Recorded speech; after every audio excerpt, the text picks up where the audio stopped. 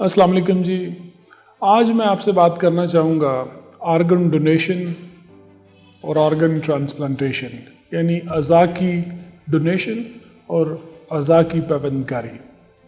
पहली चीज़ तो ये है कि इंसान के जिस्म में जो सॉलिड ऑर्गन्स हैं या टिश्यूज़ हैं उनको ट्रांसप्लांट किया जा सकता है। एक शख्स जिसको बीमारी की वजह से उसका कोई ऑर्गन फेल हो चुका हो तो कोई दूसरे शख्स का वही ऑर्गन उसको लगाने के अमल को ट्रांसप्लांट या पैवंदकारी कहा जाता है। तो इंसान के जिस्म में हार्ट, लंग्स, लिवर, पैनक्रियाज और किडनी, स्मॉल इंटेस्टाइन, ये सारे वो अज़ा हैं जो दुनिया में कामयाबी के साथ ट्रांसप्लांट हो रहे हैं। इसी तरह टिश्यूज़ में जिस तरह bone marrow transplant, cornea transplant या स्किन ग्राफ्टिंग बर्न्स वगैरह के केसेस में ये हो रही है। तो ट्रांसप्लांटेशन मेडिसिन ने पिछले 30 से 40 सालों में बहुत ज़्यादा तरक्की की है और उसकी वजह से बेशुमार लोग ऑर्गन फेलियर्स की वजह से जिनकी जान ख़तरे में होती है उनको ट्रांसप्लांट से उनकी ज़िंदगी बचाई जाती है और वो एक नॉर्मल लाइफ के ऊपर वापस आते हैं।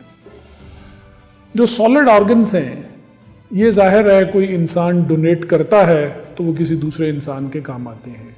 तो डोनर्स जो हैं वो रफली दो तरह के होते हैं। एक को हम कहते हैं लिविंग डोनर्स, यानी एक ज़िंदा शख्स अपने जिस्म का कोई हिस्सा, जिस तरह आधा लिवर, एक गुर्दा, part of the lung, part of the pancreas, अपने किसी अजीज़ को डोनेट करता है ताकि उसकी जान बच जाए या उसकी क्वालिटी ऑफ लाइफ बेहतर हो सके। इसी तरह जो लोग ब्रेन डेड होते हैं, यानी डोनेशन आफ्टर डेथ जिसको हम कहते हैं, जिसका पाकिस्तान में कानून मौजूद है लेकिन सैडली अभी तक this form of a transplant Pakistan में नहीं हो रहे। तो ये अप्रैल का महीना ऑर्गन डोनेशन अवेयरनेस का महीना है। इस महीने में मैं मैसेज आप लोगों तक ये पहुंचाना चाहता था कि जिन जिन घरों के अंदर आपके अजीज़ व अकारब किसी भी ऑर्गन फेलियर के मरीज़ हैं या रह चुके हैं, जिन्होंने ट्रांसप्लांट कराया और उनकी ज़िंदगी नॉर्मल हो चुकी है, या जिन लोगों को अभी ट्रांसप्लांट की ज़रूरत है, इनको ऑर्गन्स किसी न किसी शख्स के मिलेंगे तो इनकी जान बच सकेगी। और पूरी दुनिया में बेशुमार लोग हैं जो ऑर्गन फेलियर के साथ बड़ी मिजरेबल लाइफ गुजार रहे हैं और ट्रांसप्लांट के इंतज़ार में हैं। तो ये अप्रैल का महीना ऑर्गन डोनेशन की अवेयरनेस के बारे में होता है। पाकिस्तान में डोनेशन आफ्टर डेथ, यानी मौत के बाद अपने अज़ा का अतिया देना एग्जिस्ट ही नहीं करता। ऑल्दो पाकिस्तान के अंदर ये कानून बन चुका है कि आप डेथ के बाद अपने ऑर्गन्स दे सकते हैं और वो दूसरे लोगों के काम आ सकते हैं। ये ऐसे नहीं है कि अगर किसी की मौत उसके घर में हो जाए और एक दिन बाद या 2 दिन बाद आप उसके अज़ा लेके किसी दूसरे को लगाएं।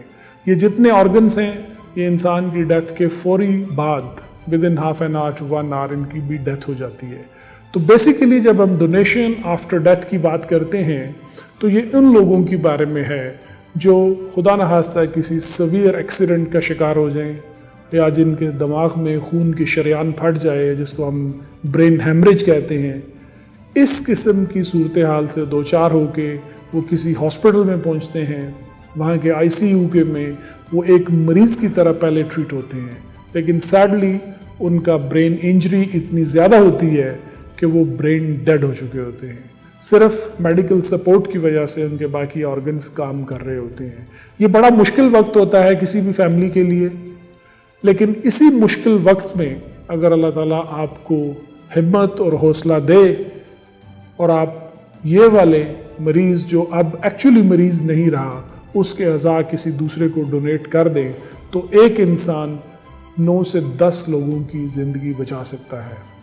उसके दिल से, उसके 2 फेफड़ों से, उसके जिगर से 2 मरीज़, उसके गुर्दों से 2 मरीज़, उसकी आंतों से, लबलबे से, तो 9 से 10 बाकी मरीज़ जो ऑर्गन फेलियर्स के इंतज़ार कर रहे होते हैं उनको ये ऑर्गन लग के उनकी जान बच सकती है। तो आपका एक प्यारा जो हादसाती मौत का शिकार हुआ वो 8 या 9 और लोगों को एक नई ज़िंदगी दे सकता है।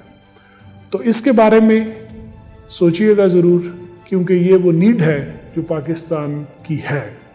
This form of a transplant does not exist. इसी वजह से हमें लिविंग डोनर करने पड़ते हैं, यानी एक जिंदा शख्स एक बड़ा ऑपरेशन करवा के अपना आधा जिगर, एक गुर्दा अपने किसी अजीज़ को डोनेट करता है। ज़ाहिर है डोनर में भी कुछ ना कुछ रिस्क होते हैं।